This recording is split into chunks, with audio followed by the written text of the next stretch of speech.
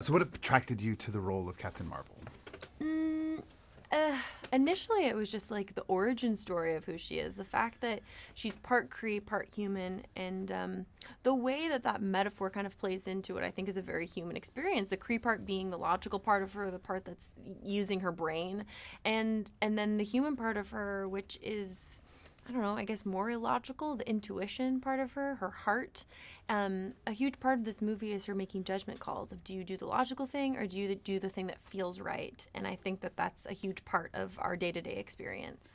And what do you think? Do you think now is the time that the world is ready for Captain Marvel to make her appearance as a female superhero headlining a film?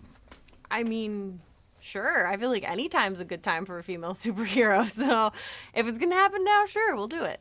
Perfect. And how did you feel putting the suit on for the very first time? It just felt really surreal. It was also like not something I was able to talk about. I wasn't allowed to like take a photo or share it with anybody. So it just felt like a weird secret that I had for like a year. Tell us what it was like working with Anna and Ryan. Mm-hmm.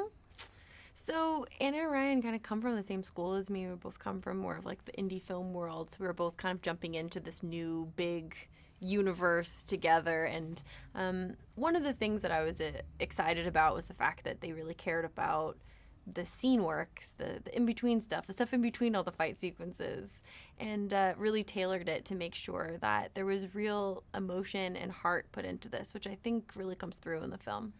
And what do you expect the audience to take away from when they see this film? I have no expectation. I'm more than anything, I'm just excited to hear what people say about it. Yeah, Carol's taught me a lot. I'm curious to see what she teaches other people. How did the practical flight experience that you got with the Air Force affect your playing the role? Our time at Nellis Air Force Base was really invaluable for a lot of reasons.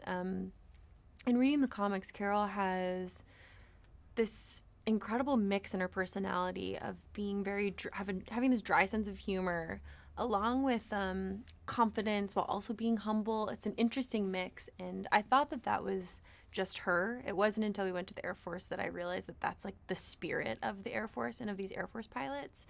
And it's just moving too to get to meet like the real Carol Danvers, you know, the women that are actually like breaking barriers in the Air Force, that are becoming the first woman to do, you know, many things that are happening right now.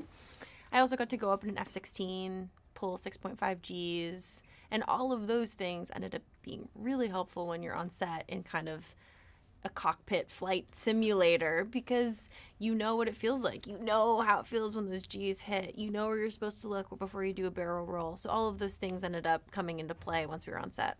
Okay, the hardest question I have for you is a one-word answer. In one word, tell us about your experience so far in the Marvel universe. In one word. Surreal.